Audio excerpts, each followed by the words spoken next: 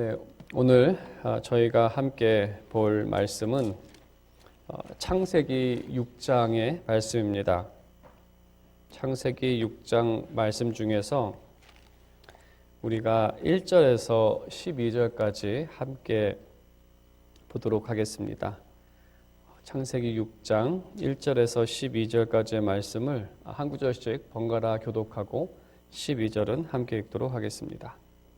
창세기 6장 1절에서 12절에 기록된 하나님의 말씀입니다. 사람이 땅 위에 번성하기 시작할 때에 그들에게서 딸들이 나니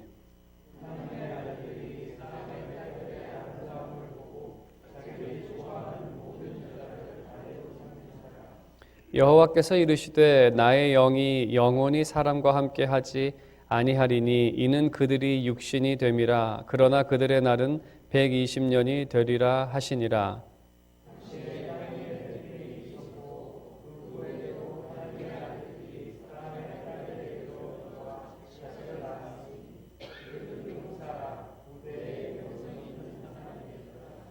여호와께서 사람의 죄악이 세상에 가득함과 그의 마음으로 생각하는 모든 계획이 항상 악함 뿐임을 보시고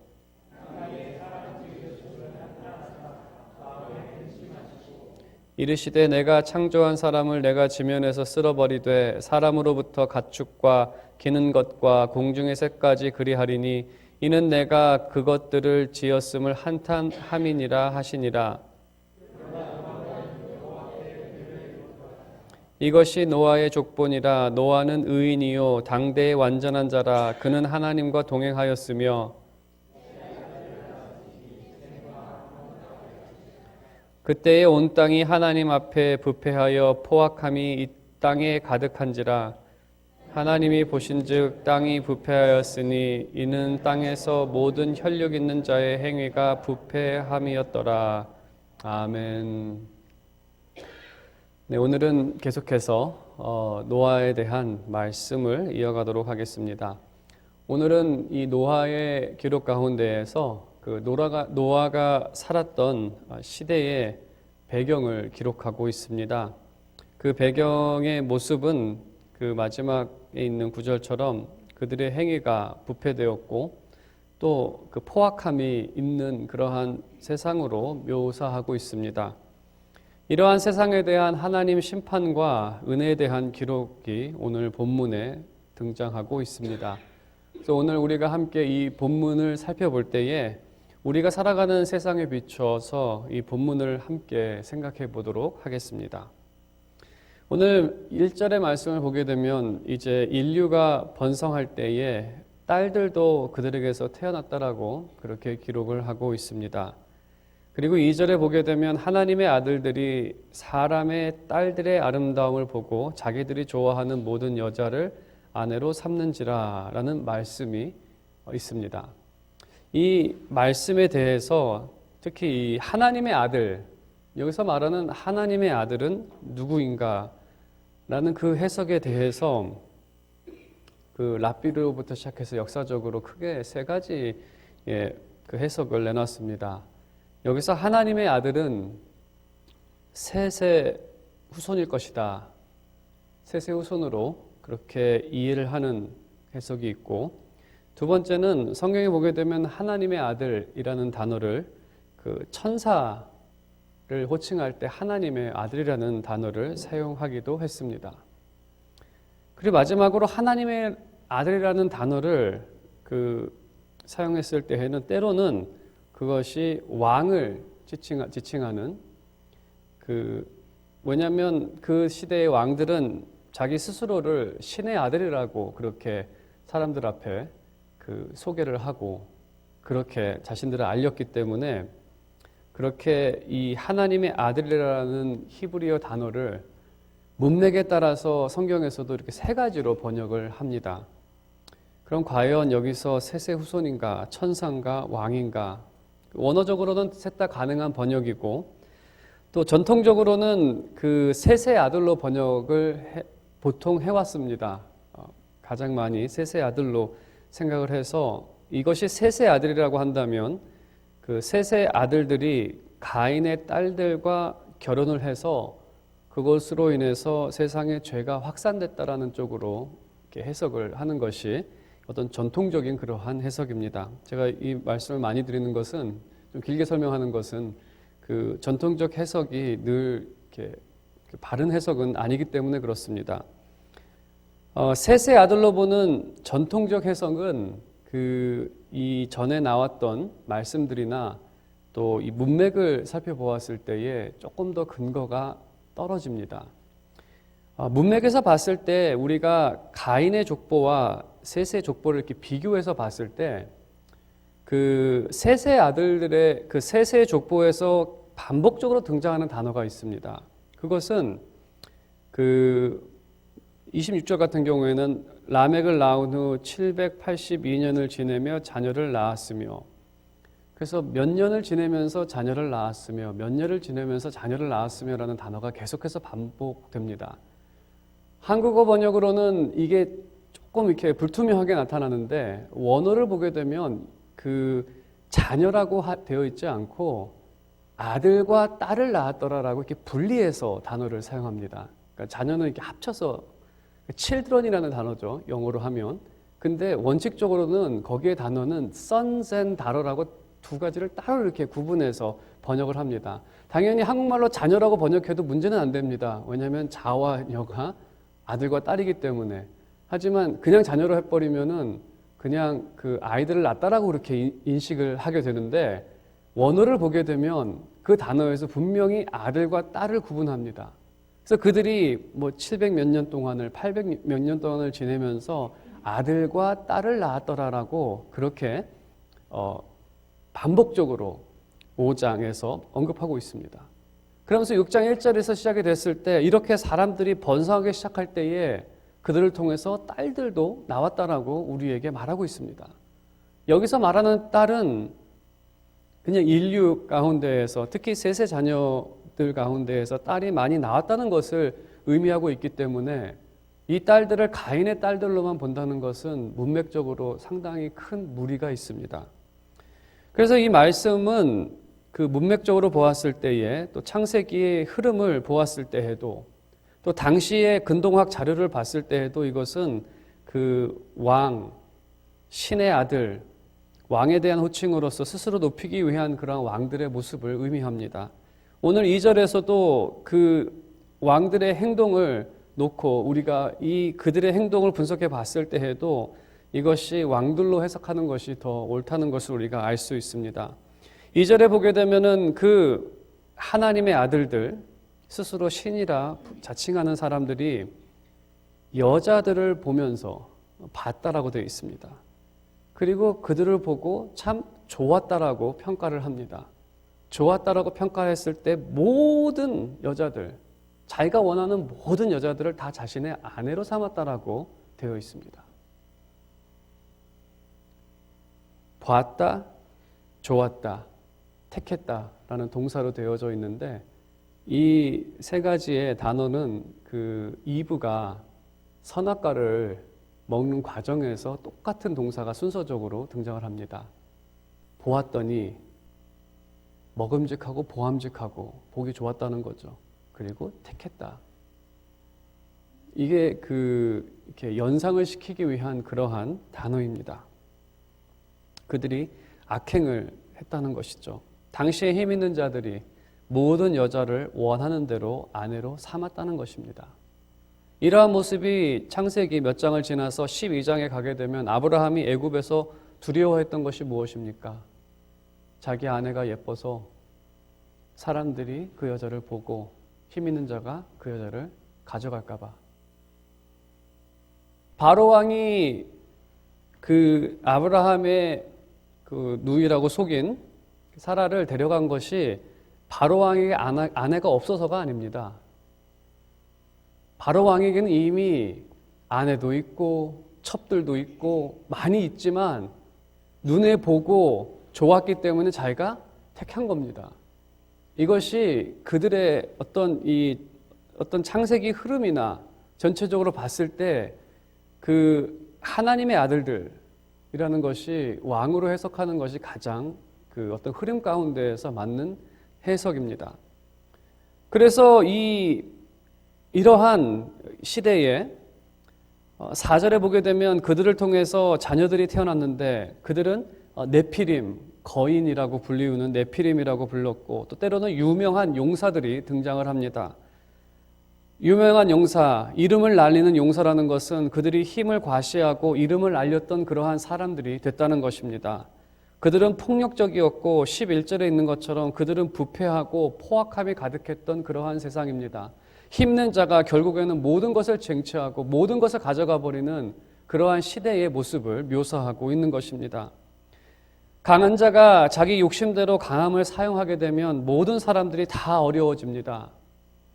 가정에서는 가장이 가장 그래도 힘이 있습니다. 나라에서는 왕이나 또는 위정자들, 그 사람들이 힘이 있는 사람들입니다. 그러한 가장이 자기 욕심대로 자신의 강함을 사용한다면 그 가정에 살아가는 사람들의 삶은 비참해질 수밖에 없습니다. 한 나라의 왕이 자기의 욕심대로 그 강함을 사용한다면 거기 있는 사람들의 삶은 다 비참해질 수밖에 없는 것이 바로 어떤 세상의 이치 중에 한 가지입니다. 강한 자가 자기 욕심대로 강함을 사용하게 되면 모든 사람들이 어려워집니다. 무엇보다도 이 말씀을 듣고 있었던 이스라엘에게 모세가 이 창세기를 기록하며 이스라엘 백성들에게 이 말씀을 전하게 되었을 때 그들의 귀에는 이스라엘이 그 애굽에서 경험한 바로 그 경험입니다.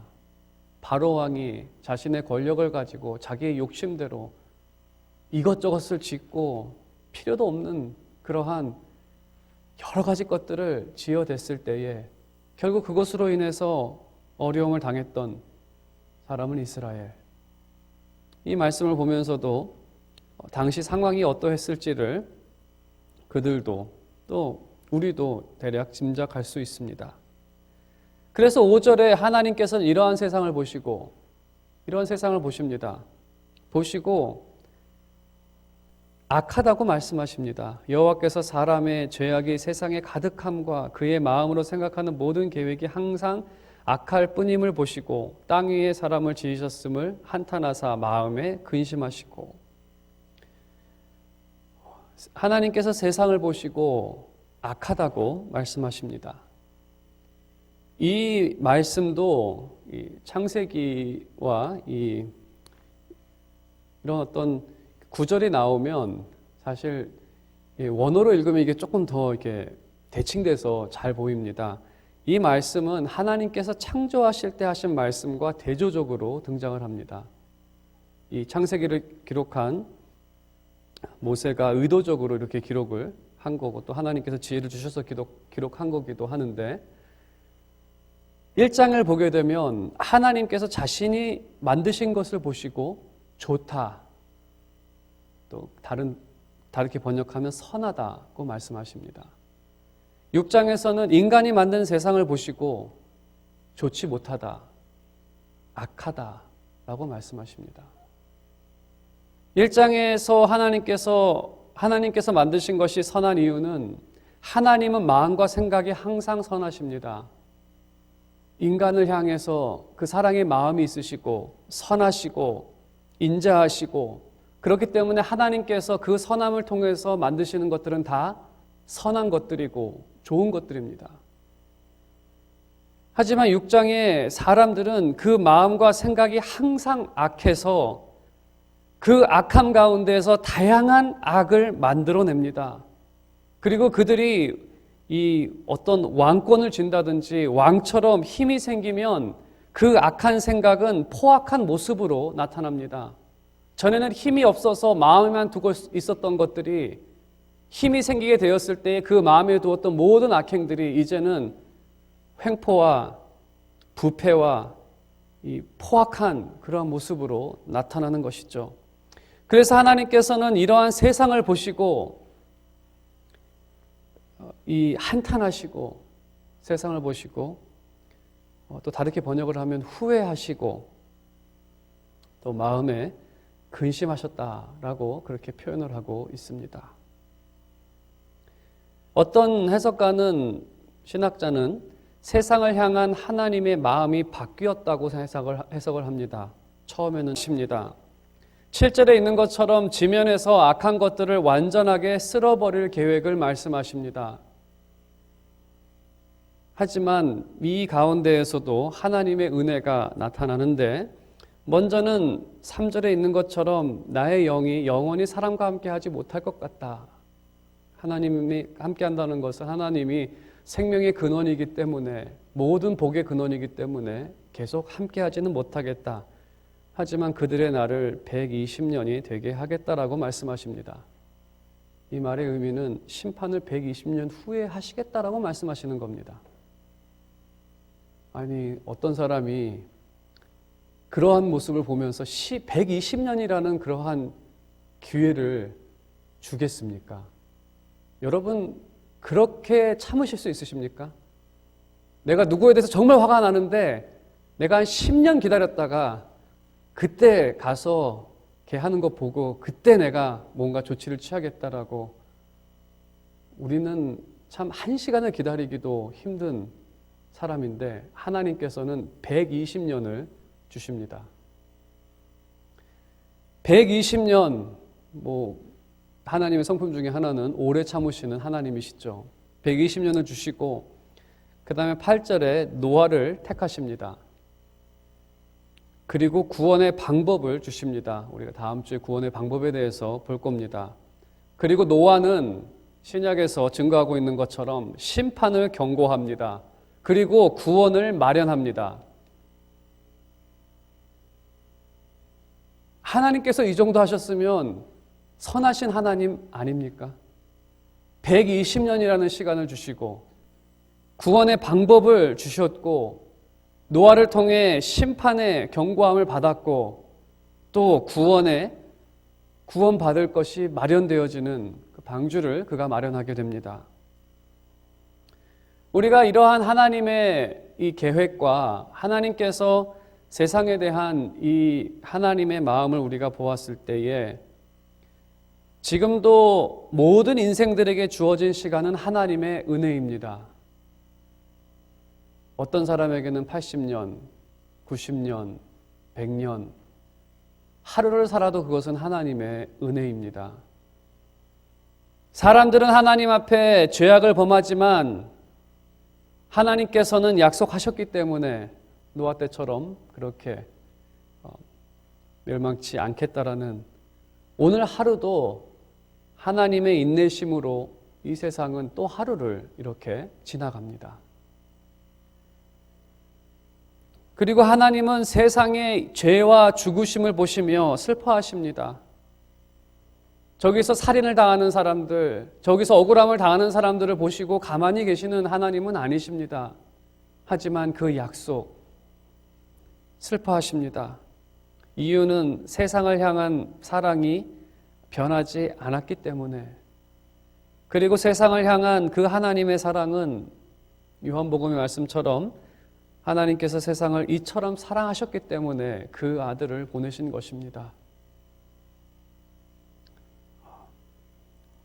죽지 않고 구원을 얻기 위해 그리스도를 보내셨고 그리스도를 통해 심판을 경고하셨고 그리스도를 통해 구원을 마련하셨습니다. 그래서 우리가 이 말씀을 통해서 이것은 어떤 하나님의 마음이 변한 것이다. 세상을 향한 마음이 식은 것이다. 여러 가지 그 잘못된 신학자들이 이야기를 하지만 우리는 이 가운데에서도 하나님의 그 성품을 볼 수가 있고 또 노아를 통해서 노아가 마치 그림자처럼 등장하는데 노아를 통해서 장차 나타날 그 그리스도의 모습을 우리가 볼 수 있는 것입니다. 무엇보다도 하나님의 사랑의 성품은 그리스도를 통해 완전하게 우리 가운데 나타났습니다. 그렇기 때문에 누구도 변명할 수 없는 심판에 대해서 변명할 수 없는 그러한 것이죠. 그리스도로 인해서. 이제 하나님께서 택하신 노아에 대해서 한번 본다면 노아는 여호와께 은혜를 입었습니다. 그리고 그가 은혜를 입은 것은 그가 의인이었기 때문인가? 아니면 은혜를 입었기 때문에 의인이 되었는가? 무엇이 먼저인가? 의인이었기 때문에 하나님께서 그것을 보시고 은혜를 주셨는가? 아니면 하나님께서 은혜를 주셨기 때문에 그가 의인이고 당대의 완전한 사람이 되었는가? 당연히 성경 전체를 보게 되면 그 하나님의 은혜죠. 노아도 아담의 후손입니다. 하지만 하나님의 은혜는 그를 의인으로 당대의 완전한 자로 그렇게 만들었습니다. 그가 살아가는 세상은 부패와 포악이 가득 찼지만 어찌 생각하면 우리가 살아가는 시대보다도 믿음을 갖고 살아가기에 너무나 더 어려웠던 그러한 시대였지만 노아는 하나님을 믿고 의지하며 오늘 말씀에 있는 것처럼 동행했던 사람입니다. 하나님과 동행했으며 그것이 바로 의로 나타난 것입니다. 우리가 지난주에 에녹이 하나님과 동행하여 그가 죽음을 면하였다는 그 기록을 우리가 읽었습니다. 마찬가지로 노아도 하나님과 동행하여 죽음을 홍수죠 면했습니다. 이게 둘 다 같은 동행과 구원을 이렇게 반복적으로 등장을 합니다. 우리가 이 말씀을 보면서 늘 한번 생각해야 하는 것은 이 말씀을 처음 들었던 이스라엘 사람들은 이 말씀을 들으면서 어떤 생각을 했을까? 이 말씀을 묵상하면서 들었던 생각은 그것입니다. 이스라엘 사람들도 하나님과 동행하고 있습니다. 40년 광야 생활을 하나님과 함께 동행하면서 지금 생활을 하고 있습니다.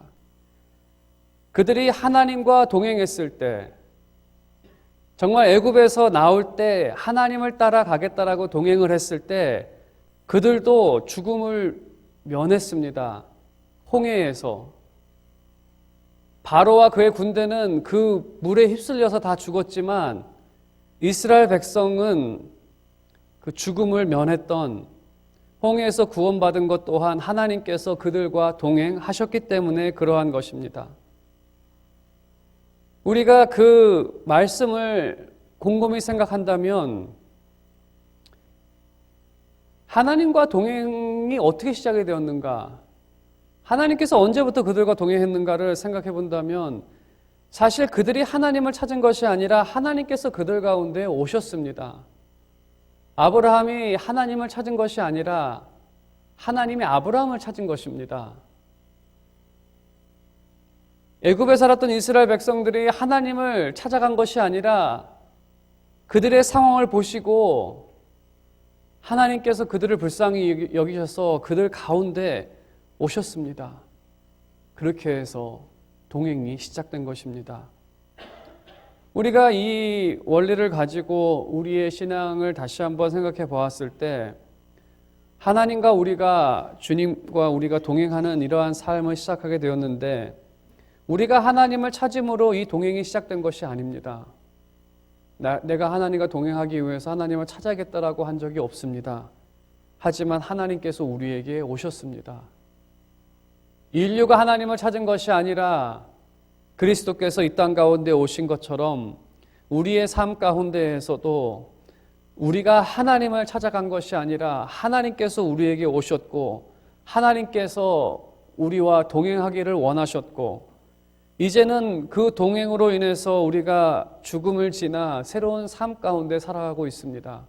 그리스도와 함께 죽고 부활하여 새로운 생명 가운데 살아가고 진정으로 이 동행은 에녹이 하나님과 동행하여 죽음을 면한 것처럼 노아가 하나님과 동행하여 그 홍수, 그 죽음을 면한 것처럼 주님과의 이 동행은 진정으로 우리의 삶을 죽음을 지나 새로운 삶으로 인도하는 그러한 귀한 동행이 되었다는 것입니다. 우리의 삶에서 가장 중요한 것이 무엇입니까? 우리의 삶에서 가장 중요한 것은 이 세상에서 어떤 집을 갖고 사느냐, 무엇을 하느냐 이런 것이 아니라는 겁니다. 노아의 시대에 그 어리석었던 사람들은 그 하나님과의 동행을 뒤로하고 그저 세상에 빠져서 하루하루의 삶이 하나님의 은혜 가운데 지나감에도 불구하고 그것이 하나님의 은혜라고도 생각하지 못하며 정말 호련히 심판의 그날 그들이 다 홍수에 쓸려가고 말았습니다. 우리의 삶에서 가장 중요한 것은 이 세상의 그 어떠한 것도 아니라 바로 그리스도께서 우리 삶 가운데 오셔서 내가 이제는 그리스도와 함께 동행하며 하나님께서 주시고자 하시는 그 새하늘과 새 땅, 더 이상 슬픔이 없고 악함이 없고 폭력이 없고 정말 모두가 서로 사랑하고 서로 위하고 하나 되어 살아갈 수 있는 그날, 그 하나님의 나라를 우리에게 허락하시고 오늘도 그것까지 인도하고 계십니다. 오늘 말씀의 결론을 맺겠습니다. 우리가 세상의 모습을 보면 여전히 이 죄로 인해서 죄인들로 인해서 하나님 보시기에 좋지 않은 모습들이 나타납니다. 인간의 그러한 악한 마음들, 그러한 마음들은 기회를 타고 부패와 포악으로 나타날 때가 많다는 것입니다. 이러한 세상을 여전히 사랑하시는 하나님께서는 오래 참으시고 그들에게 여전히 은혜를 베풀어 주십니다. 그리고 구속의 약속대로 그리스도를 보내어 주셨고 약속대로 그리스도 안에 있는 믿는 자들에게는 구원을 베푸시고 그들을 오늘도 보존하십니다. 우리가 세상의 모습을 보게 되면 하나님의 심판을 피할 수는 없을 것 같습니다. 여러분이 뉴스를 보고 세상의 이러한 모습들, 또 다스리는 사람들의 그러한 부패나 힘 있는 사람들의 그러한 모습을 봤을 때 과연 세상이 하나님의 심판을 피할 수 있을까? 피할 수 없습니다. 그래서 세상과 동행하는 것은 참 어리석은 그러한 모습입니다. 그렇기 때문에 아마 모세도 이스라엘 백성들에게 그렇게 이야기했듯이 주님을 붙잡고 낮과 밤으로 인도하시고 날마다 선한 것으로 더하시며 또 그 주님을 더욱 붙잡고 앞에 있는 그 약속의 땅을 늘 소망하며 힘차게 전진하고 하며 살아가는 그러한 여러분 삶이 되시기를 주님의 이름으로 축원드립니다.